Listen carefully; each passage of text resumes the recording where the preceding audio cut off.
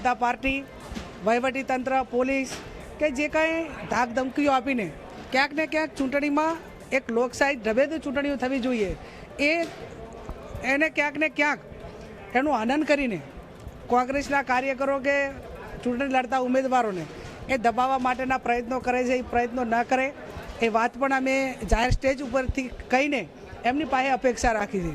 અને છતાં પણ ક્યાંય એ પ્રકારનું કરશે તો એમને વર્ધીને પણ નહીં શોભે.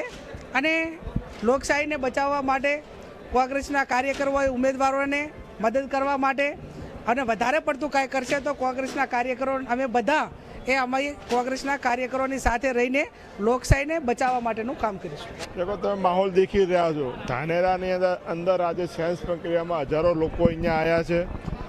ત્યારે બનાસકાંઠા હંમેશા કોંગ્રેસનો ઘટ્યો છે અને ફરીથી આ વખતે 2026ની જિલ્લા પંચાયતમાં પણ કોંગ્રેસની બહુમતી સાથેની જિલ્લા પંચાયત બનશે, તાલુકા પંચાયતો બનશે અને નગરપાલિકાની અંદર પણ સારી એવી સીટો સાથે અમારી બોર્ડ બેસશે એવો એમને પૂરો વિશ્વાસ છે. જે રીતે આજે ડીસાની અંદર, ધાનેરાની અંદર અને ગઈકાલે વડગામની અંદર સેન્સ પ્રક્રિયાની અંદર પણ ખૂબ લોકોનો ઉત્સાહ હતો અને આ ઉત્સાહથી લાગે છે કે 100% આ વખતે ગુજરાતની અંદર જો પરિવર્તનની શરૂઆત થશે બનાસકાંઠાથી થશે.